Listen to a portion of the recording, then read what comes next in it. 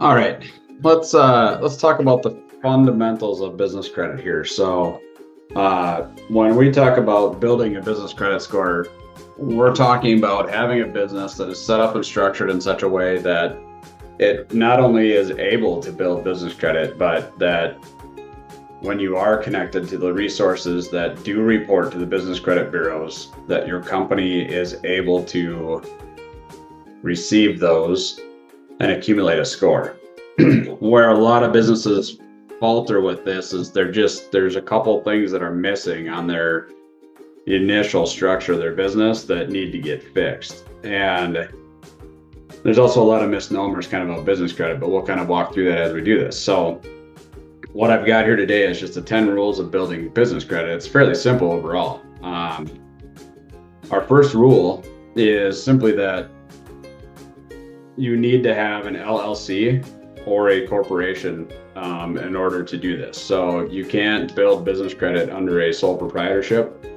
You can get an EIN number. I shouldn't say that. You can build business credit under it. But a sole proprietorship is the least favorable structure of a business for lenders. They don't necessarily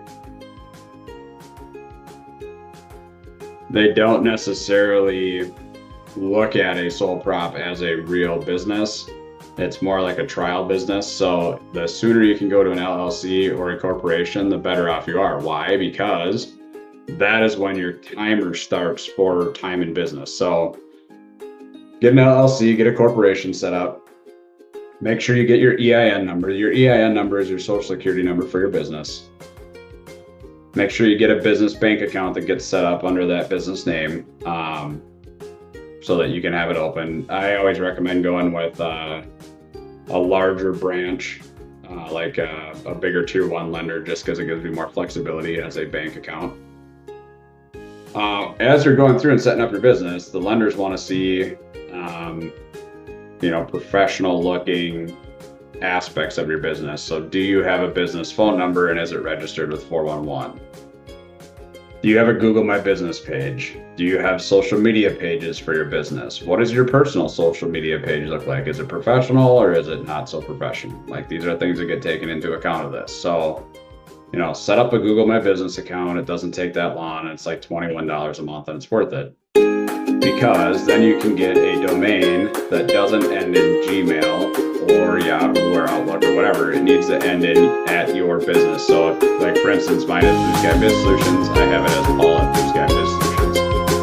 That just gives you credibility is all. Make sure that your business address matches whatever you have on Duns and Bradstreet and Secretary of State and Experian. This part's really important, especially if you've moved locations recently or if you have a home office address. It may be important for you to get a virtual office or a virtual mailbox or a registered agent in order to be able to do this. So lenders don't like home addresses on the documents. It just doesn't look, again, that professional. So all of this stuff has to match. So if you ever moved addresses and you haven't updated it, you need to go back through all these things and update it. That could be why you're not getting the reporting. Make sure you get a business Equifax and business Experian. These two things are important because with the SBA loans right now and a lot of other equipment loans and stuff, every lender has their preferred vendor. So some lenders might like Equifax, some of them might like Experian, some of them might like a combination of Duns and Bradstreet and Experian or Equifax.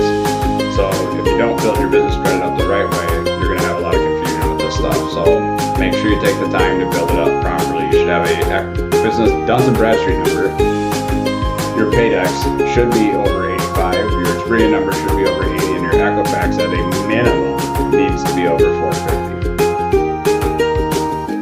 And then it's called, tracking it, just like you do with your personal credit. We want to track your business credit to make sure it's developing and growing the way that it should be. And that's where having like NAV, Experian, stuff like that really matters for you to be able to track and watch as it's growing. And then obviously applying for trade lines. Trade lines really are kind of a small part of this. They're necessary because you have to have a few of them in order to grow. But a trade trade line is any loan or credit card or store credit that you have that reports to the business bureau. So if you've got a business credit card that reports to the business bureau, that's technically a trade line. If you've got a couple of equipment loans or some vehicle loans that are reporting to the business bureaus, those are trade lines. So you don't have to just go all store credit lines, but you do need to have, a minimum usually of like 10 to 15 for you to be considered a really strong business, credit-worthy business, for you to be like that in consideration to a lot of different loan offers, which is why it's important when you do loans on your vehicles and equipment to make sure that they are getting reported accurately, they're not getting reported to your personal, and they are getting reported over to the business side, because you want those to get posted as a beneficial item for you.